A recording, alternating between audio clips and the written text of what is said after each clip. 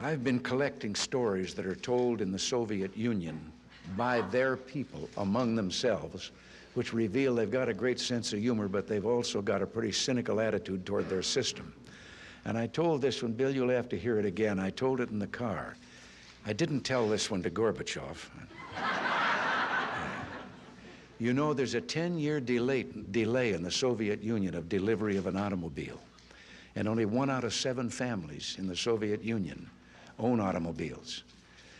There's a 10-year wait. And you go through quite a process when you're ready to buy, and then you put up the money in advance. And this happened to a fella, and this is their story that they tell, this joke. That this man, he laid down his money, and then the fella that was in charge said to him, okay, come back in 10 years and get your car. And he said, morning or afternoon?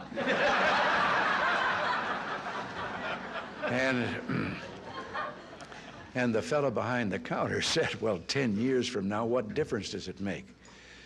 And he said, well, the plumber's coming in the morning.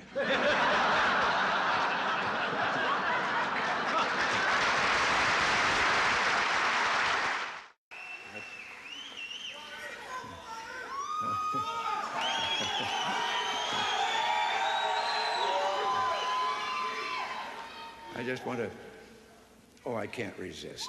I'm supposed to quit right here. But, oh yes.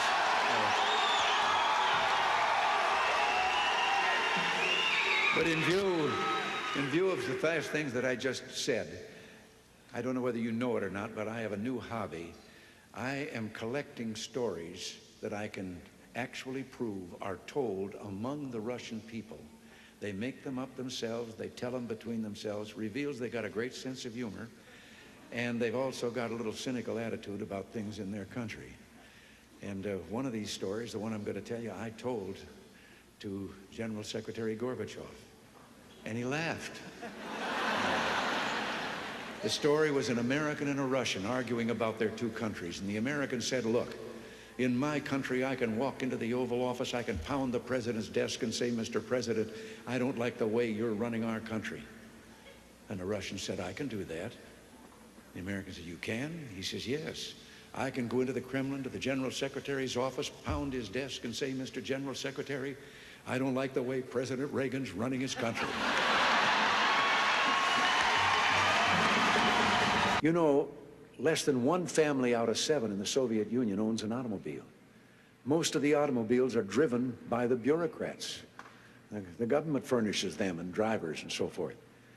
So an order went out one day to the police that anyone caught speeding, anyone, no matter who, gets a ticket. Well, Gorbachev came out of his country home, his dacha. He was late getting to the Kremlin. There was his limousine and driver waiting. He told the driver to get in the back seat, he'd drive, and down the road he went. They passed 2 motorcycle cops. One took out after him. And pretty soon he's back with his buddy, and his buddy says, well, did you give him a ticket? And he said, no. Well, he said, why not? Oh, he said, they're too important. Well, he said, we're told to give anybody a ticket, no matter who it is. Oh, he said, no, this one was too, I could. Well, he said, who was it?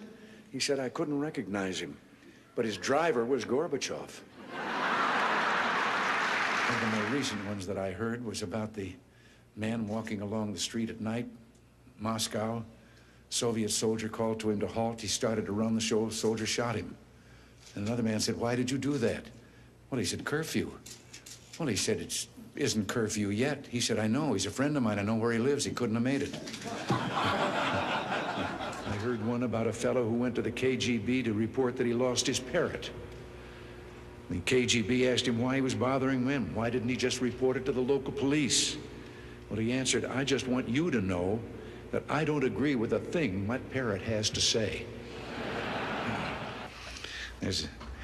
Which makes me think of a story. Everything makes me think of a story. About 3 dogs, an American dog and a Polish dog and a Russian dog. They were all having a visit, and the American dog was telling them about how things were in this country. He said, you know, you bark, and you bark long enough, and then somebody comes along and gives you some meat. And the Polish dog said, what's meat? The Russian dog says, what's bark?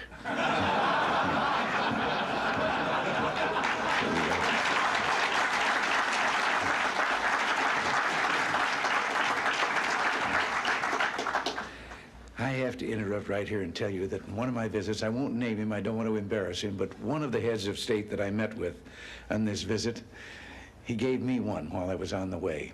Told me the story about the two fellows in the Soviet Union that were walking down the street, and the one of them says, "Have we really achieved full communism? Is this it? Is this now full communism?" And the other one said, "Oh, hell no, things are going to get a lot worse."